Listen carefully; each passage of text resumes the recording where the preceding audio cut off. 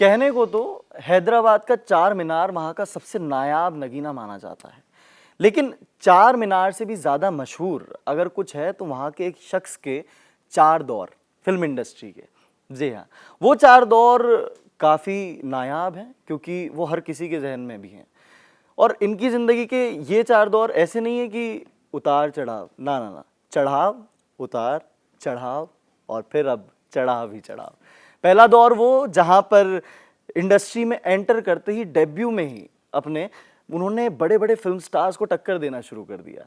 दूसरा दौर वो जहाँ पर थोड़ा सा उतार चढ़ाव आया, जहाँ पर मोहब्बत आई, जहाँ पर समझ आई, जहाँ पर बहुत कुछ आया। तीसरा दौर वो जहाँ पर उन्होंने फिर से कमबैक किया विलन के रूप में।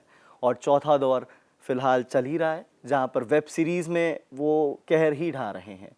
और वैसे देखा जाए तो इनके फैंस, इनके ट्रोलर्स और पूरा देश इन्हें विवेक ओबरॉय के नाम से जानता है। और हम जैसे जर्नलिस्ट इनकी गहनता से रिसर्च करने वाले ज़िंदगी के बिंदुओं पर इन्हें बुलाते हैं मिस्टर विवेकानंद ओबरॉय। बहुत बहुत स्वागत है सर आपका। कैसे हैं? Thank you Aryaman.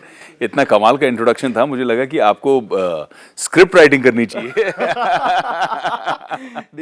मौका मिलेगा तो अवश्य मैं सीवी फॉरवर्ड कर। अच्छा, सीधा पिच में मार दिया। क्या बात है। अच्छा सर, पहले तो मैं शुरुआत करना चाहूँगा, जैसे अभी क्या चल रहा है ये तो सब पूछते हैं। हाँ। लेकिन मैं जानना चाहता हूँ कि जो डेब्यू किया था ना आपने, तो वो एक वाइब अलग होती है। हाँ। है ना, कि आप आते ही आपको बूम मिल रहा है इंडस्ट्री में, that you are loved by everyone. मतलब बहुत प्रीशियस, बहुत कम लोगों के साथ होता है। कैसी तब दिमाग में क्या चलता था जब स्टार्टिंग में आए थे इंडस्ट्री में? यार तभी सोचा ही नहीं, क्योंकि शिद्दत से एक्टर बनना चाहते थे, सपना ये था। मेहनत बहुत की। मुझे याद है जब मैं न्यूयॉर्क से स्कॉलरशिप पे पढ़ के आया था, एक्टिंग स्कूल से मास्टर्स करके आया था, तो पिताजी ने मेरे लिए पूरी प्लानिंग की थी कि भाई लॉन्च करेंगे। अच्छा। आप शायद जानते हो नहीं जानते हो इस बात को, लेकिन मेरे पास एक क्राइसिस ऑफ कॉन्शियंस हो गया। मैंने कहा नहीं, आप भी मेरिट पे आए थे, आप मेरे हीरो, मेरा आदर्श हो, मैं आपके नक्शे कदम पे चलना चाहता हूँ, तो मैं भी मेरिट पे ही आऊँगा। और मैंने पिताजी से साफ इनकार कर दिया कि आप प्रोड्यूस नहीं करोगे।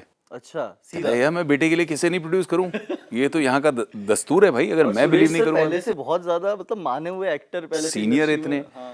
तो फिर जब मैंने डायरेक्टर्स वगैरह से पूछा कि अगर पिताजी नहीं प्रोड्यूस करेंगे आप फिर भी मेरे साथ बनाओगे? हाँ। तो उन्होंने कहा बेटा मुश्किल होगा, इकोनॉमिक्स नहीं बैठेंगी, पैसा कौन लगाएगा नए लड़के पे, ये सारी बातें। मैंने कहा बिल्कुल आई अंडरस्टैंड, कोई दिक्कत नहीं, मैं अपनी स्ट्रगल खुद करूँगा। बिकॉज मुझे वो एक्सेप्टेबल नहीं था कि पिताजी की जो पूरी जीवन पूंजी है उसको मैं ऐसे दाव पे लगा दूं अपनी सेल्फिश मोटिव के लिए। तो मैंने कहा नहीं, तो फिर पिताजी का नाम एम्बैरेस ना करूं मैं, उनको शर्म ना आए कि मेरा बेटा दर दर स्ट्रगल मार रहा है। तो मैंने अपना विवेक आनंद नाम रख लिया, ओबरॉय को ड्रॉप किया और वहाँ से स्ट्रगल का दौर शुरू हुआ। 18 महीने। भारत में एक चीज़ बहुत ज़्यादा मिलती है और वो भी बिल्कुल मुफ्त। हाँ। वो है नसीहत, एडवाइस। क्या बात है। सब आपको एडवाइस देंगे। तो सबने शुरू कर दिया कि भाई आप एक्टर नहीं बन सकते, आपको नहीं बनना चाहिए, आपको ये करना चाहिए, आपको वो करना चाहिए, बड़ा मुश्किल काम है, ये है वो है, एक्टर ऐसे लगता है, नहीं एक्टर तो ऐसे लगता है, ये देखो ये होता है स्टार।